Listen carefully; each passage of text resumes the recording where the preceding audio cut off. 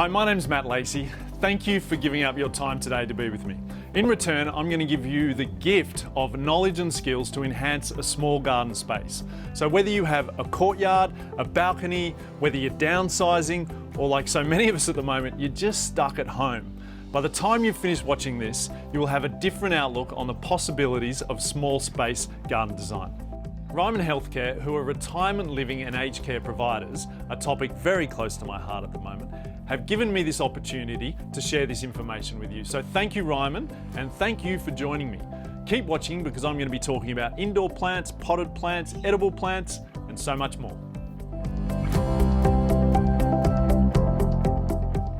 Small spaces are often void of soil, so bringing pots into them is the quickest way to transform them completely. But it's all about selection, styling, and how to pot them up. So with selection, it's really important that you individualize it for your own space. So if you have a really tight space, then you might want to go for a wall planter or a hanging pots. Hanging pots are great because they trail plants over and they can break up a space vertically instead of horizontally, or you could even get like a staghorn or an elkhorn or something to attach to the wall, and that works really well.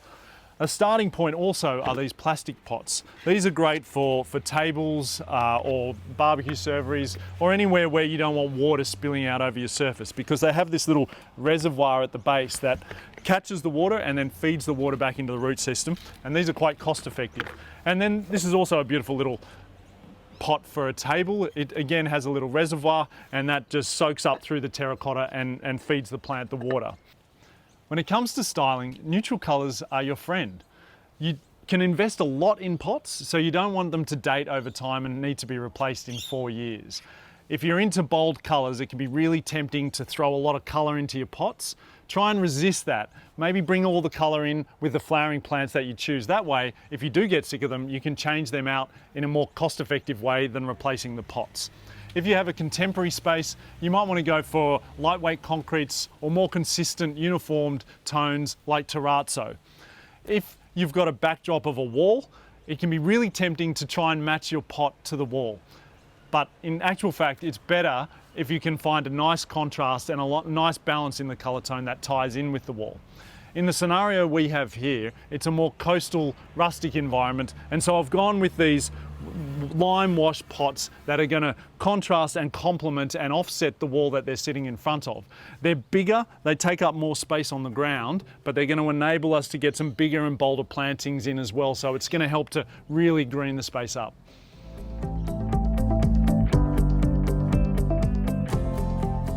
When it comes to potting up your plants, this is the important bit. You've got to get this right or your plants are not going to live.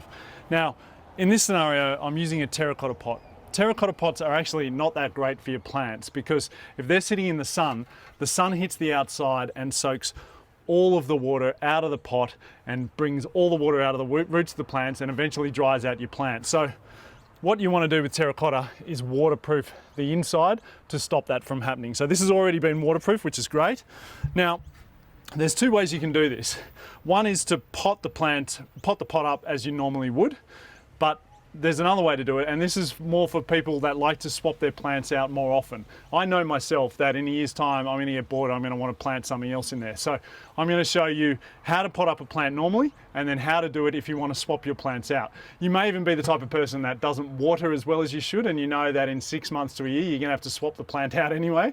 Then option number 2 is going to be the right one for you.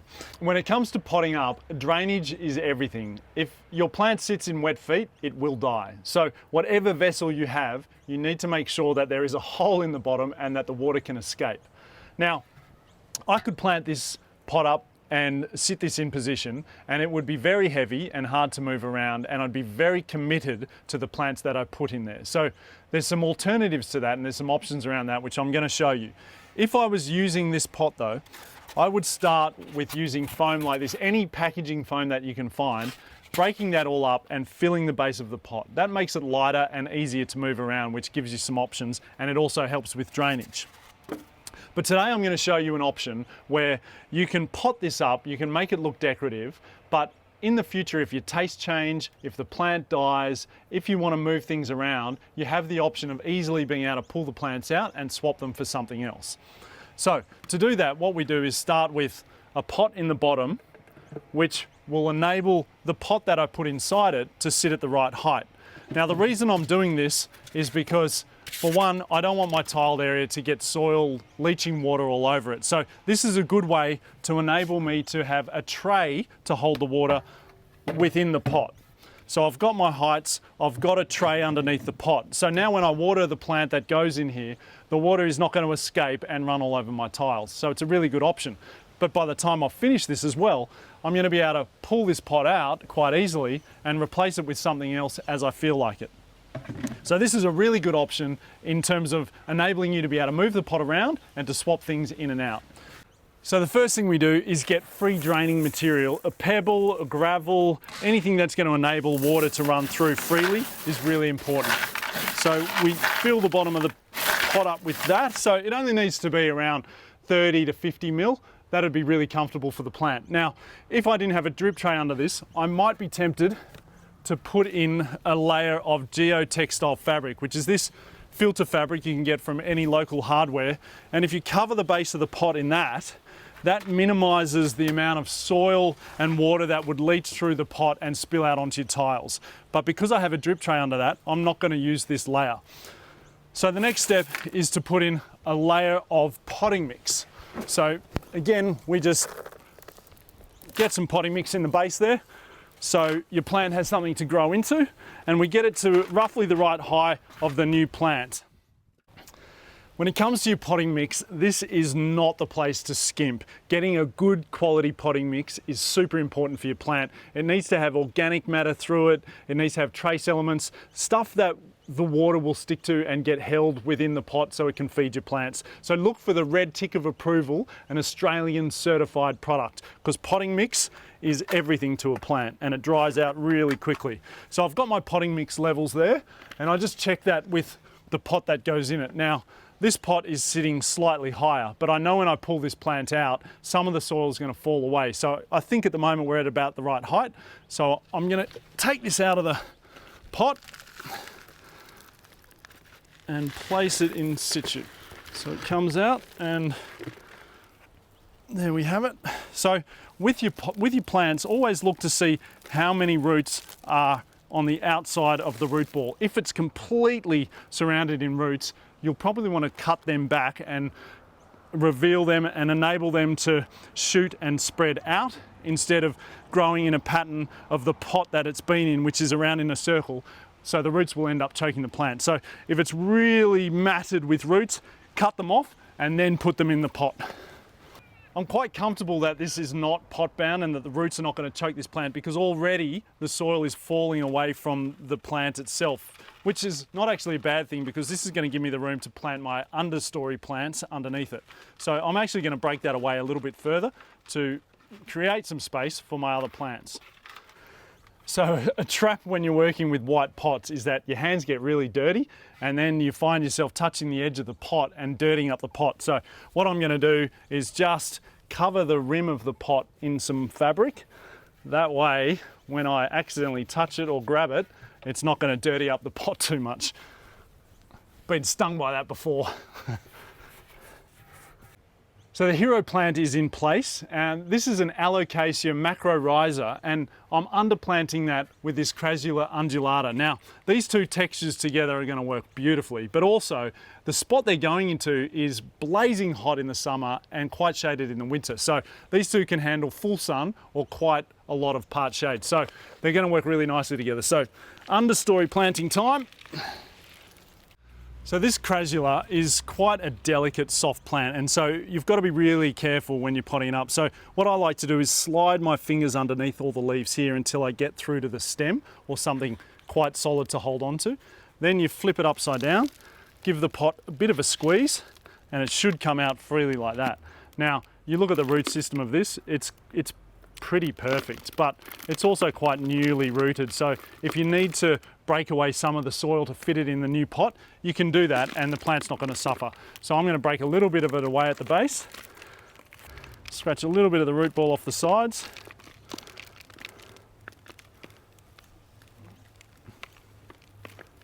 and you can see there's not too many roots there to damage. So I do that, and then I should be able to just put it into the pot like that.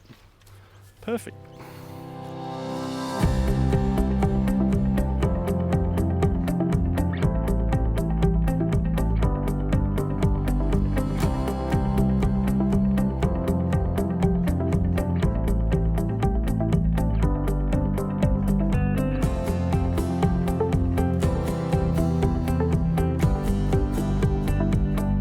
Now we're all potted up, it's all looking good. I'll just pull away this geotech, everything's still clean. And because I've got a second pot in here, I can easily move this into position. But if your pot's gonna be too heavy for you, you might wanna consider some wheels. So you can pick these up from your local hardware, you sit the pot on top and they're easy to just move around. For this position and the look that I don't want wheels in shot, so I'm gonna hand move this into location.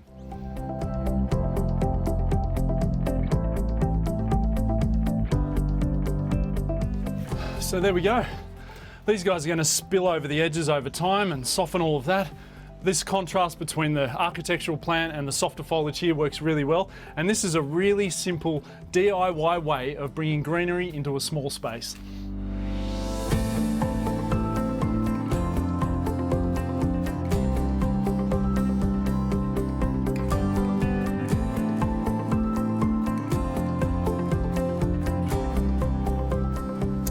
If budget planting is your thing, then you're going to be into propagation. Propagation is the practice of taking cuttings and turning them into plants. It's a really cool and easy thing to do, and it's also a social thing to do. If you take a stroll through your neighbourhood and you see plants that you love, knock on your neighbour's door and say, do you mind if I take some cuttings? You could maybe take 5 cuttings and return one of them back to them as a grown plant when you get to that point. Today I'm going to be showing you 3 ways to propagate. And I'm going to start with the succulents. As you can see, I love silvery grey tones in the garden. So I'm looking at the cotyledon, the kalanchoe, and the kalanchoe tomentosum, which is this hairy, rusty, silvery grey plant I've got here. I absolutely love that plant. Now, when it comes to propagation, you've got a few different trays or pots that you can use. You can use a pot like this, where you can put 6 plants in the one pot, and then you basically distribute them into the garden once they've taken. You can use one pot, or you can use a pot like this that decomposes. So you propagate into this, and then you can plant that straight into the soil, and that will end up decomposing and returning to the earth. Today, however, for the succulents, I'm going to use a pot like this because I like to put multiple cuttings in so I get a fuller and bigger plant quicker. So all I'm going to do is get a black pot like this, fill it with some seed and cutting mix. So with your succulents, you can use more of a cactus mix for them. I don't tend to do that. I put them straight into a seed and cutting mix, which is closer to the garden soil that I'm going to be putting them into. Now, I just fill up the pot like that, and then what you can do with these succulents is cut them off to create a stem like this. This stem is eventually going to grow roots out of it. Now, one way to do it is to sit this on a windowsill for a while, let the cutting dry out and let the roots appear, and then put it into the soil. But if you're like me and you don't have that much time and you want to do your propagation all in one hit, then I usually put this straight into the soil. And I have a really, really good success rate with it. So it's not the perfect practice, but it works really well for me and my time frame. So I put it straight into the soil like that, bury it in. So what I'll do from here is then put another 3 cuttings into this pot. That way I get a fuller plant quicker and it's ready to go into the garden. You can put a single plant in there, but it'll just take longer to fill the pot. So that's the kalanchoe silver spoons. That pot is almost full as well. And you can see these 3 plants here, they have all been taken from a tiny little cutting like this. So they grow quite quickly and quite well. Next is the cotyledon. Now I'm going to put this in this decomposed pot, or this pot that decomposes, I should say. So again, I just simply fill that with soil and pop that straight into the middle like that. And then I'll just water that in and nurture that for a few weeks, and then that can go straight into the garden, and pot and all, and it'll just decompose and return itself to the earth. This Kalanchoe tomentosum gives you so many signs of how easy it would be to propagate. You can see all these aerial roots developing underneath the plant here. This little side stem here has all these roots hanging out from underneath it. So you could see that, you could quite easily cut that off there and then plant that part of the plant into a new pot and create a new plant. Plants like this one always have little offshoots falling off them like this. So you can see here, this little stem here has lots of little roots coming off it. So I can pretty much plant that straight into the soil now, and that's going to take and turn into a plant pretty quickly. Now with rosemary, what you don't want to do is go for these kind of limpy new growth bits of stem. What you need with rosemary is to have something with a bit of wood at the base. So if you have a piece like this, you can easily just strip off the lower leaves, and then that leaves you with this nice bit of hardwood that can go straight into the soil. If you can get a bit more beef on it, like this one, that's almost perfect to go into the soil.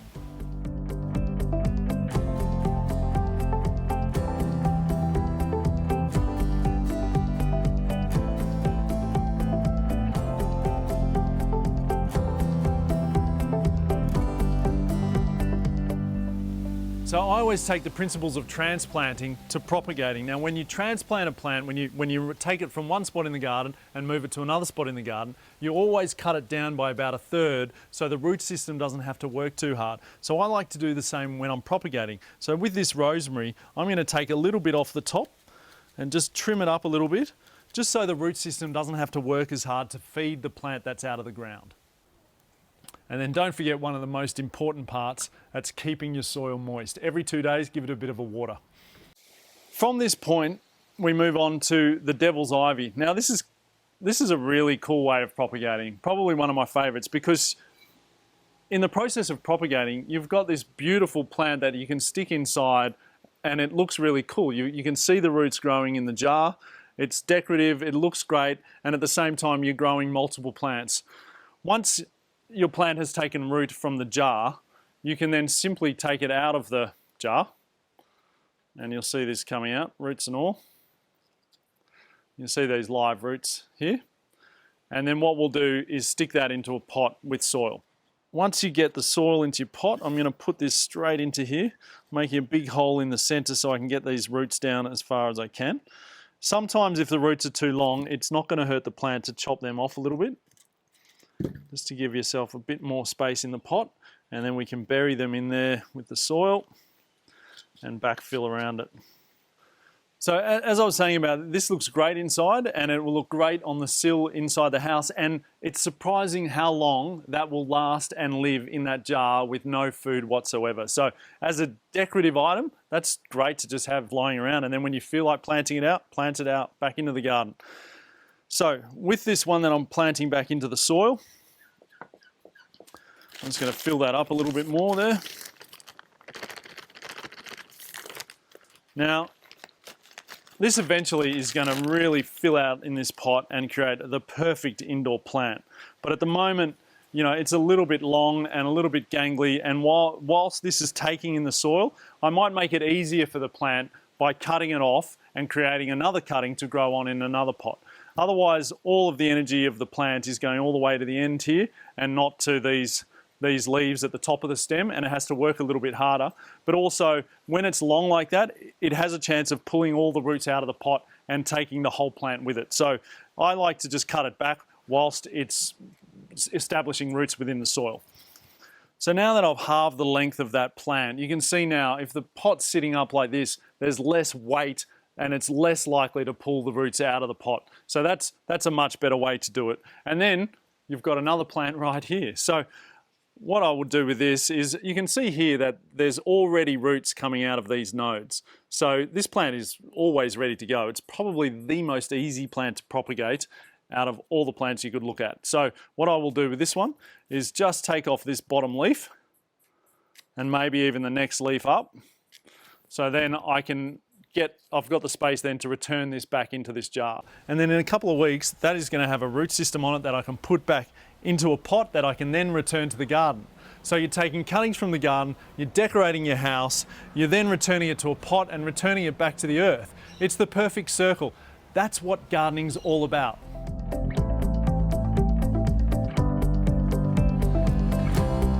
Doesn't matter how small your space is, there is no excuse for not having a garden. And as you can see here, there is a plethora of plants that you can have indoors, and they're the perfect way to blur the lines between outside and inside. And not only do they improve the look of the space, but they'll also improve your health. Proven studies now show that plants reduce stress, they improve your mood, they increase your ability to sleep, and they clean the air. And they do that by taking in carbon dioxide and producing oxygen. And this Sansevieria here will even do that at night while you sleep. So if you're looking for a plant for the bedroom, this is the one. When it comes to selecting plants, it's all about your space and what look you're trying to achieve. So with a plant like this can sit on the floor, it gives you a bit of scale. It's a beautiful philodendron. But then you've also got your hanging planters here, or your spillover plants you could also call them. So there are two types of Ripsalis here. These are really hardy, especially this one, a really hardy plant. It has a beautiful spillover effect, so it can go in a hanging basket or it can sit on a shelf. Then you've got your pothos here. So these are devil's ivy. If you're starting out and you're a beginner, have a go at these. These are impossible to kill. You can pretty much put them anywhere and they're going to do a great job. All of these plants can be grown in indirect light, but some of them can handle even lower light than that. So say this spathiphyllum here, this can go in a bathroom, it can go in a low light area. It is a really, really hardy plant. And what it does is when it gets dry, it'll start to just weep over. So it's really evident when this needs a water. So it's one of the easiest plants to care for. You just sprinkle some water over it and then it pops back up to life. This Rhapis palm, this can tolerate a fairly low light space as well, and that gives you a bit of scale and a bit of height, and that will actually grow indoors up to probably about 2 meters it can in the right pot. This philodendron here, this needs a medium amount of light. This Sansevieria is really low light. This is a really hardy plant too. You could probably get away with watering this once every 3 weeks and it will still look like this all year round. Then you have some smaller plants like this little succulent here, a Haworthia. This is a low light succulent, but it still needs a well-lit room. So you can grow succulents inside and they'll stand it and they'll live for a long period of time, but if you want them to look really healthy, then they need a fair bit of light. But in terms of succulents indoors, this type of plant goes really well, the Haworthia. The care of your indoor plants is very similar to your outdoor plants, except that indoors, your plants are going to get a lot of dust settling on them and there's no rain to wash them off. So plants breathe through their leaves, through the stomata in their leaves, so you want to keep them fairly dust-free. So all you need to do is grab a damp cloth and wipe down your leaves by hand. This is one way to do it. If you're time poor, then you could also put the plant in the shower with you and give it a real thorough rinse off, especially when it's got as many leaves as this plant. Or on a rainy day when you know it's not going to be sunny, you can stick it out and let the rain do the job for you. But keeping the dust off it is important. Having said that, you don't have to worry too much about it. If you are time poor, your plant's still going to thrive and do okay, even with a bit of dust on it. I might dust this down or put it out in the rain once a year.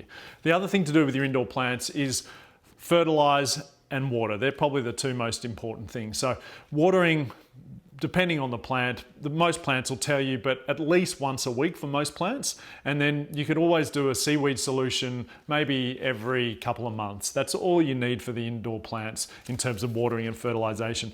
Sometimes with indoor plants though, you will get some bugs and some pests and diseases like this philodendron we have down here.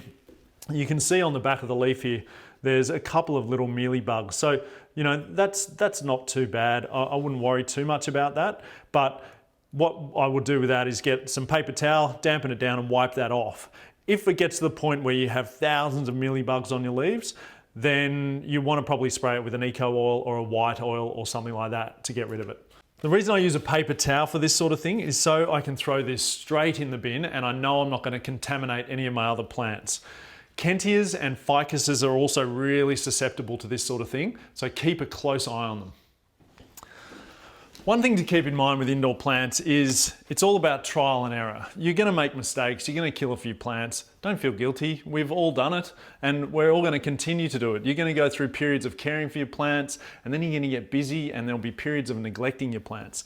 And sometimes when you haven't watered your plant for a while, or you've been a bit slack, the soil can become hydrophobic. And you'll notice when I water this plant that the water just, instead of going through the root ball, it just goes around the outside of the root ball and escapes out the bottom of the pot. So I'm going to show you a little trick to get around that if that happens to you. With the Sansevieria, I pour a bit of water on it, and the water's coming out the bottom immediately.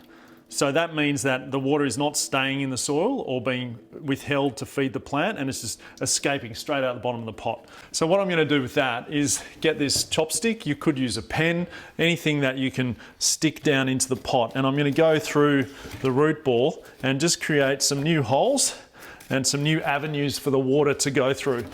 And you can do this with all your plants, and you just, every few times when you go to water it, just create some new roots for the water, basically. So we're just poking a few holes in there like that, and that should give the plant or the water the opportunity to stay within the soil and not go straight out the bottom of the pot. And that's going to do a better job of rehydrating the plant.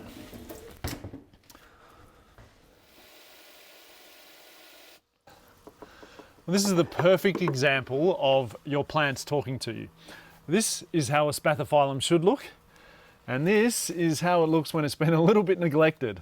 All this needs is a water, and it's going to bounce back up, but what I'm about to do here is a good practice you should do with most of your indoor plants. So I've filled up this bucket of water, and all I'm going to do is use this seaweed solution with a little bit of wetter soil in it and dilute that through the water, and then I'll just get my plants and dunk it straight into the bucket. And this will just sit in there and soak up all the water and rehydrate. So I'll leave that in there for a little while, pretty much until it sinks, and then the water's gone through the plant completely. And then you take it out, let it drain, and you can put it back inside.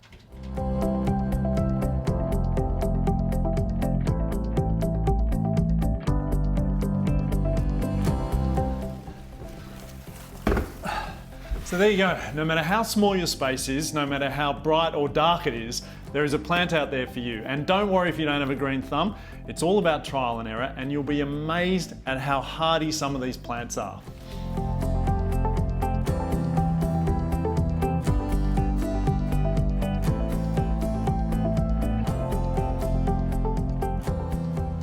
If you love animals, but you don't have the space or the inclination to care for them, then why not get to know the locals? And what better way is there to make friends than to send out an invitation?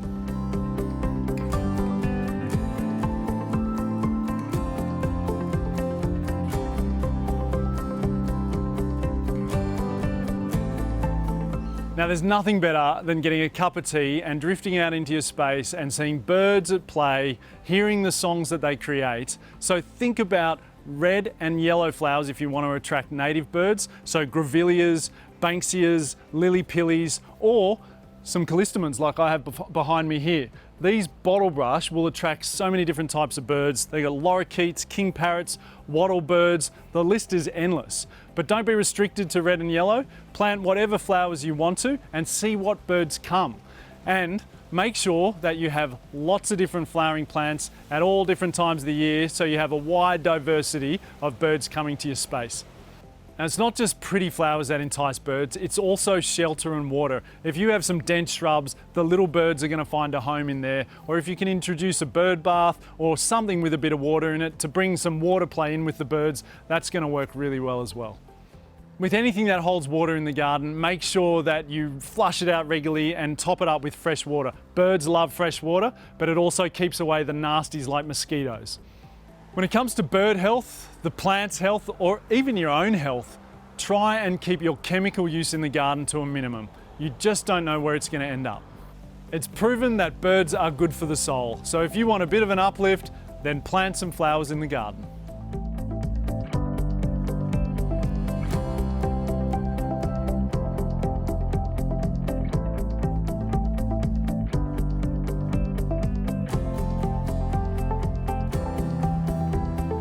There's a common misconception that you need a large garden to have an edible garden. And now this is completely untrue. There is so much you can grow in a small space. The health benefits are abundant. There's no chemicals. It's satisfying. You're not buying something from the supermarket and then throwing it out a week later. It is the best way to go, and it's super, super easy. There's little dwarf varieties that you can grow, like this snow pea here. It only grows to about 600 mil, so you can grow that in any pot. But today, I want to focus on herbs.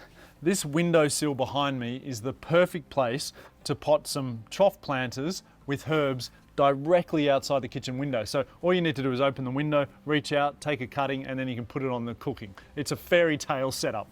So with your herbs, what you need to do and think about is which ones need a lot of water and which ones don't. So down here we've got oregano, thyme, rosemary. These guys need a similar amount of water. Whereas up here, these love a bit more water. So we've got mint, parsley, what else have we got there? Coriander. These guys will generally need watering probably 3 times a week, whereas these guys you'll get away with watering once or twice a week. So to make the watering system work with these, I'm going to group the water-loving plants together in one trough and then the drier plants in another trough. And that way I can just choose which pot I water at which time of the week.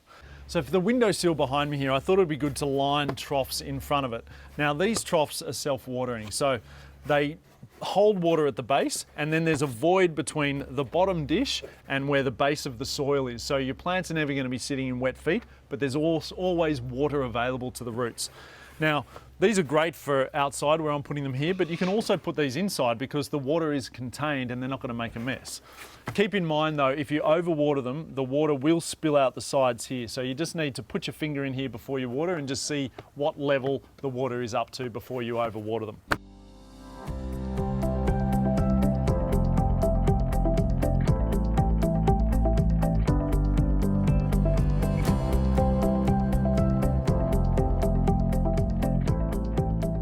So this plant we're planting now is coriander, beautiful for cooking, but you want to buy it fairly established like we have here because coriander loves to bolt, so it tries to flower really quickly. So the more you can trim and cut it and use it, the longer the plant is going to be there for you.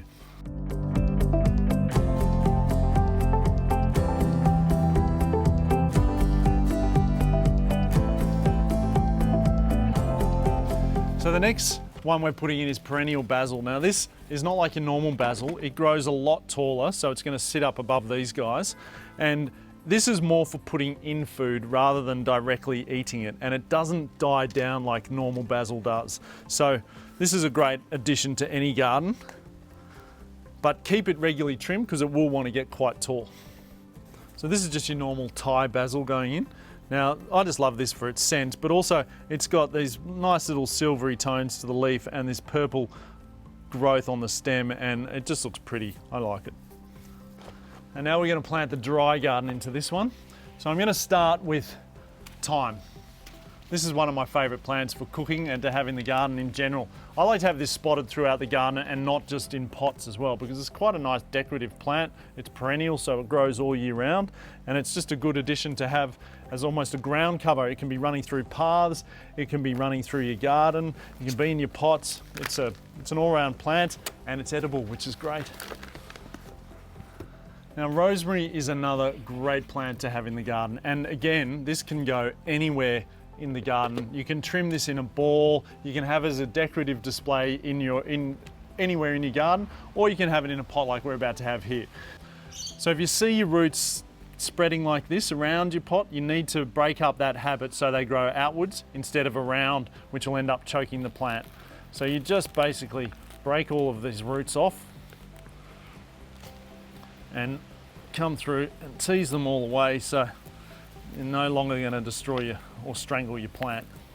With rosemary, I really like to trim it and shape it and create balls or mounds or cloud prune it rather than just let it come up in a spike like that. So the more regularly you cut it, the denser it's going to be and the more new growth you're going to have. So it's a really shapeable plant. You don't have to just let it grow in its normal natural form. Now next is your oregano. Now we basically have a spag bowl special here. We've got the thyme, the rosemary and the oregano. You don't need any other herbs for your spag bowl. So this pot alone gives you that one dish of the week where you'll be using it consistently every week if you're like me. I love my spag bowl, so I'll be coming to this pot a lot through the week. It's my turn to. Again, there's a fair bit of roots growing in that pot, so I'm just going to break that up a little bit. It's not too bad. Oregano's not going to really choke itself, but still you want the roots to grow out and into the pot, so I just break that up before I plant it.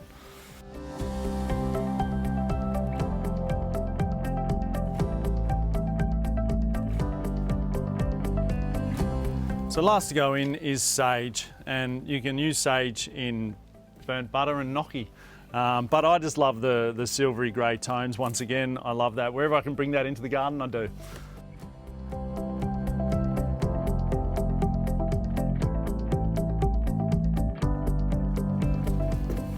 So in this last pot, we've got mint. Now, you don't want to put mint in the garden because it'll just spread and run rampant through your garden. So always keep it contained in a pot. But keep in mind that it absolutely loves water. So if you can keep it near a dripping tap, or it's accessible for you to easily give it a water every day, it's going to love you for it. Loves water, so keep the water up to it.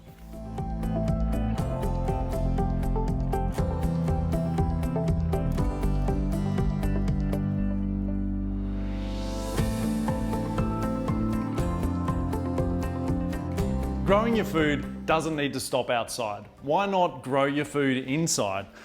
What I'm going to show you today is just how to do that. You can do all of this growing from inside your own kitchen. Now, I don't like using the word superfood, but this is the ultimate powerhouse of nutrients. We're going to grow a heap of sprouts and a heap of microgreens over here. So I'm going to show you two different ways where you can grow food inside. So when it comes to sprouts, this is super cool because all you need is a jar, some gauze, a rubber band, and the sprouts themselves. Now you can grow a salad mix, mustard, snow pea, radishes. Today we're going to grow alfalfa because everyone loves alfalfa. So all you've got to do is get your jar, get your seed mix, and what you want to do is put approximately about a tablespoon of these seeds into the jar. I reckon that's about a tablespoon, as my grandma would have showed me when I was a kid. That is definitely a tablespoon.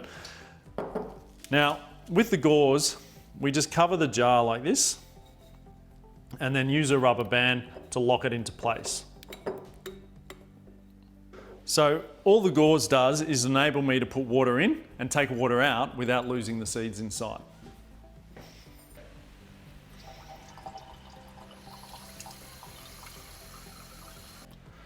So I've just covered the seeds with about 10 ml of water. So for the first night, this will go in a dark cupboard, and that's all you need to do. And then the next morning, this is where it gets a little bit trickier, but basically the gauze is there so you can pour the water out, pour the water in, and rinse the seeds, and then drain it again. And once you've drained it that second time, set your jar up on a 45-degree angle so all the moisture comes out of the jar and your seeds aren't sitting in water. Because overnight when they were sitting in water, the shell would have got softer, and that's all the water needed to do on that first night. So from that point on, it's about keeping the sprouts moist, but not wet. So twice a day, you want to rinse them out and then set them on a 45-degree angle so it all drains out. So once they're ready, harvest them, put them in an airtight container, keep them in the fridge, and eat them when you want to. So microgreens are also an amazing food to have, and you can just use these as a garnish. And we're similar to sprouts, but we're going to be doing and growing them on a tray. So all I've got here is a tray that I've filled with water, and then what I do is just put a tray over the top, use a bit of tissue to cover the tray, which we do like this. And then we just spray that down and make it all moist. Then we get our seeds and sprinkle these over the tray. So as you can see, it's just thousands of seeds that create the bulk and give you a dense plant like you can see there. I'll just run these through the middle section. Now, all of these seeds, I won't go too dense with the sunflower seeds, that'll probably do. So you spray these seeds about 2 to 3 times a day, keeping them moist until you see the roots develop and tap into the water reservoir beneath the tray. Then you'll be harvesting in about 7 to 14 days. So Not only is this a healthy thing to do, it's a really fun thing to do, and you can do it anywhere, and you can do it indoors without any light at all. Well, thank you so much for joining me. As you can see, small space gardening is really quite simple. I hope I've given you enough design ideas and tips to use at your place, and the inspiration to get out in the garden. Happy gardening.